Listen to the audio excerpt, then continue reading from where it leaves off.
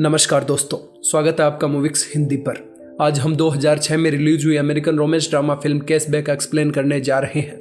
इस फिल्म का hero Ben, जो कि एक 25 साल का लड़का है। शक्ल से काफी भोला दिखने वाला ये लड़का कभी भी टाइम को रोक सकता है और टाइम को रोकने के बाद ये लड़कियों के कपड़े उतारता है और उनके न्यूड पोर्ट्रेट बनाया करता था। बेन हमारी तरह ही एक नॉर्मल लड़का था जिसके पास एक खूबसूरत गर्लफ्रेंड और अपने हाथ का हुनर था। आज से 5 हफ्ते पहले का सीन दिखाया जाता है। बेन और उसकी गर्लफ्रेंड के बीच किसी बात को लेकर बहस हो जाती है। उसकी गर्लफ्रेंड उसके ऊपर चीखती है और उसे लूजर कहती है। वो उसके साथ ब्रेकअप करते हुए उसके ऊपर चीजें फेंकने लगती है। सब कुछ स्लो मोशन में चलने लगता है। ब्रेकअप के कुछ दिनों बाद ही सूजी ने नया बॉयफ्रेंड ढूंढ लिया था। वो बेन के सामने ही उसके साथ रोमांस करने लगती है। ये देखकर बेन काफी उदास हो जाता है, तो अपने आप को बिजी रखने के लिए वो एक आर्ट क्लास ज्वाइन कर लेता है। बेन बचपन से ही पेंटिंग्स का काफी शौकीन था, इसलिए वो आसानी से एक शानदार पेंटिंग बना देता है। इससे उसका टीचर काफी इंप्रेस हो जाता है।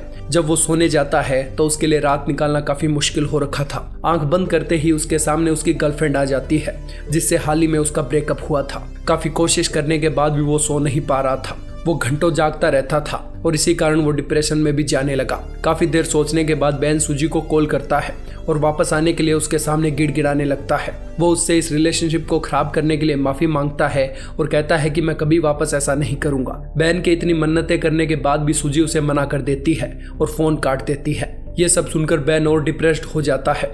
जैसे तैसे वो रात बिताता है। अगले दिन वो अपना टाइम पास करने की पूरी कोशिश करता है। वो किताबें पढ़ता है, फिल्में देखता है और दूसरे शहरों में सोलो ट्रिप पर भी जाता है। पर जब फिर से रात होती है, उसके लिए सोना अब भी काफी मुश्किल हो रखा था। वो किसी भी चीज पर फोकस नहीं कर पा रहा था।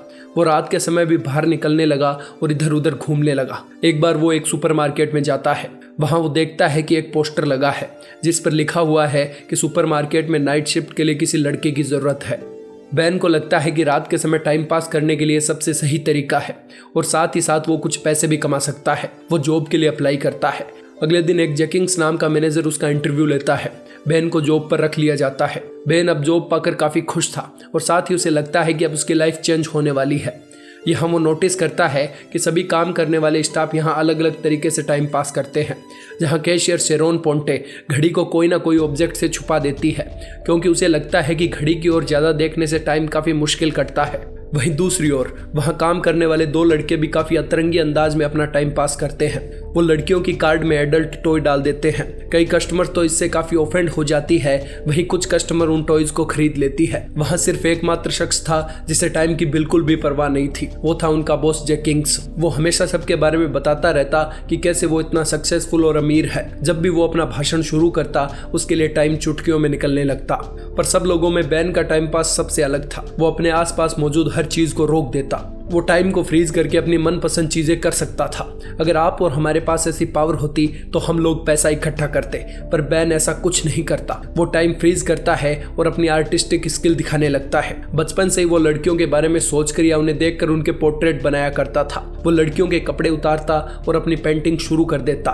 उसे उन सब लड़कियों से कोई खास मतलब नहीं होता। वो बस अपने पोर्ट्रेट के लिए टाइम रोककर उनके कपड़े उतारता था। जब वो अपना काम खत्म कर लेता तो सबके कपड़े सही करके वो अपनी अंगुलियां चटकाता और फिर सब कुछ नॉर्मल हो जाता। ये सब बेन की लाइफ का पार्ट बन चुका था। ये सब करने के कारण वो काफी कम डिप्रेस्ड फील करने लगता है। धीरे धीरे वो खुद को सूजी के ख्यालों से दूर करने लगा। घर पर अक्सर बेन अपने दोस्त सान के साथ टाइम स्पेंड करता था, जो कि उसका बचपन से बेस्ट फ्रेंड था। सान बेन के बिल्कुल अपोजिट था। उसका ध्यान हमेशा लड़कियों की गलत जगह ही रहता था। हर रात वो क्लब में जाता और नई नई लड़कियों के साथ धमाचौकड़ी मचाता। नाइट शिफ्ट के दौरान बेन एक कैशियर शेरोन से मिलता है, जो कि लॉकर में अपना सामान रख रही थी। उसे देखते ही बेन उससे प्यार कर बैठता है। जब वो बात कर रहे थे तो शेरोन उसके सैंडविच से एक बाइट लेती है। इससे बेन काफी शॉक्ड हो जाता है। इस दौरान उसके गाल पर कुछ लग जाता है। बेन उसके पास आता है और उसका गाल साफ करता है। बेन उसे एकटक देखता जा रहा था। वो यहाँ टाइम फ्रीज करके कुछ करना चाहता था, पर वो कुछ कर पाता इससे पहले शेरोन वहां से निकल जाती है। जब बेन बाहर आता है तो उन दोनों स्टाफ के लड़कों में से एक लड़का कहता है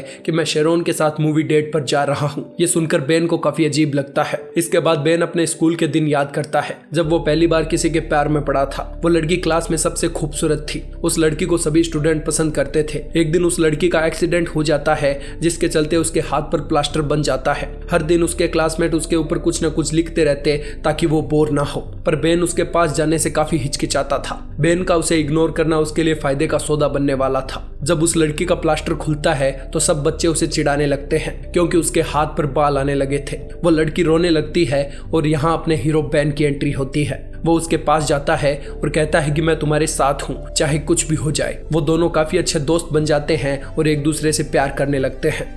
एक दिन वो लड़की उसके पास आती है और कहती है कि मैं तुम्हें किस करना चाहता हूँ। बेन इस पर कहता है कि हम बाद में किस करेंगे। वो दोनों डिसाइड करते हैं कि हम वीकेंड पर अपनी फेवरेट जगह मिलेंगे। बेन अगले कुछ दिन सो नहीं पाता क्योंकि वो पहली बार किसी लड़की को किस करने वाला था। वीकेंड पर बेन उस जगह पहुंच जाता है। वो पूरे दिन भर इंतजार करता है पर अफसोस वो लड़की वहां नहीं आई।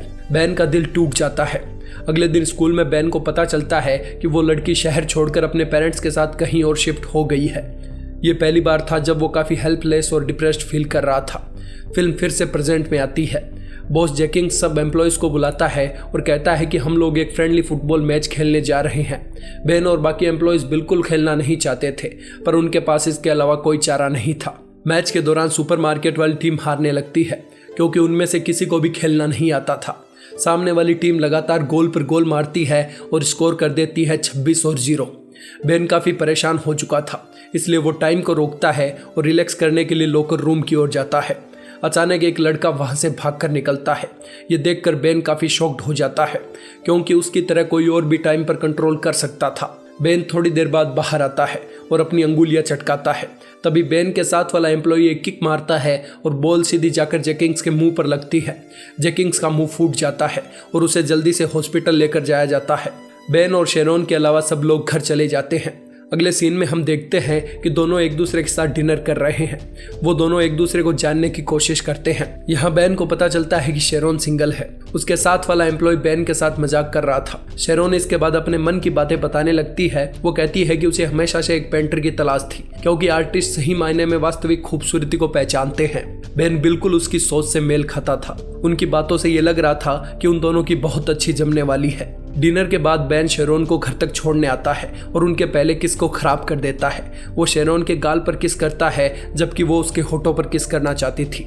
अगले दिन जेकिंग्स अनाउंस करता है कि वो अपने बर्थडे पर एक पार्टी ऑर्गेनाइज करने जा रहा है। शेरोन बेन से पूछती है कि क्या तुम मेरे साथ उस बर्थडे पार्टी में चलोगे। बेन इसके लिए खुशी खुशी हाँ कर देता है। इसके बाद जेकिंग्स लड़कों को बुलाता है और उन्हें अपने बर्थडे के लिए कुछ काम सौंपता है। बेन को बर्थडे के लिए एक स्ट्रिपर हायर करनी थी। बेन को पता था कि इस काम में उसकी सिर्फ एक शख्स मदद कर सकता था। वो शान के पास जाता है और हेल्प के लिए कहता है और उससे प्रॉमिस करता है कि अगर तूने ये काम कर दिया तो मैं तुम्हें अपने साथ पार्टी पर लेकर जाऊंगा। इसके बाद बेन के पास एक कॉल आता है। ये कोई आर्ट डिस्प्ले करने वाली बड़ी कंपनी का कॉल था। वो चाहते थे कि उनकी आर्ट गैलरी में बेन की कुछ पेंटिंग्स मौजूद हो, इसलिए वो उसे पेंटिंग्स लेकर ऑफिस बुलाते हैं। बेन ये सुनकर काफी खुश हो जाता है पर असलियत में ये एक प्रैंक कॉल था जो कि उसके साथी एम्प्लॉइज ने किया था। रात में बेन पार्टी के लिए तैयार हो जाता है और सीधा पहुंच जाता है शेरोन को पिक करने। वो शेरोन को बताता है कि एक पॉपुलर ऑर्गेनाइजेशन उसकी पेंटिंग को अपनी आर्ट गैलरी में शो करना चाहती है। ये सुनकर शेरोन काफी खुश हो जाती है। दोनों पार्टी में पहुंचते हैं तो पार्टी पहले ही शुरू हो चुकी थी।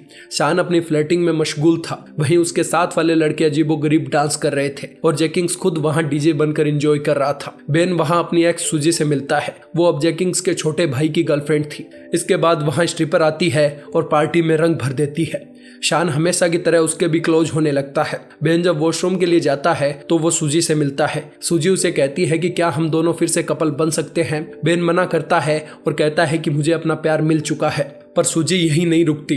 वो बेन को जबरदस्ती किस करने लगती है। बेन उसे हटाता है पर यह सब शेरोन देख लेती है। गुस्से में शेरोन वहां से निकल जाती है। बेन उसे रोकने की कोशिश करता है पर वो कहां रुकने वाली थी। बेन उसके पीछे पीछे घर जाता है और माफी मांगता है पर शेरोन उसके ऊपर काफी गुस्सा हो जाती है और उसे सुनाने लगती है। बेन उदास होकर वहां से लौट आता है। बेन फिर से काफी डिप्रेस्ड होने लगा था। अगले सीन में वो अपने पेंटिंग्स लेकर आर्ट गैलरी वाले ऑफिस जाता है। यहाँ उसे पता चलता है कि उसकी यहाँ कोई अपॉइंटमेंट फिक्स नहीं है। ये सुनकर बेन काफी हताश हो जाता है। तभी उस कंपनी का बॉस बेन की पेंटिंग्स देखता है। ये सब देखकर वो काफी इंप्रेस हो जाता है और आर्ट गैलरी शो के लिए उसकी पेंटिंग्स को अप्रूव कर देता है। बेन शेरोन को अपनी आर्ट गैलरी शो के लिए एक इन्विटेशन भेजता है। नाराज होने के बाद भी शेरोन आर्ट गैलरी शो में आती है।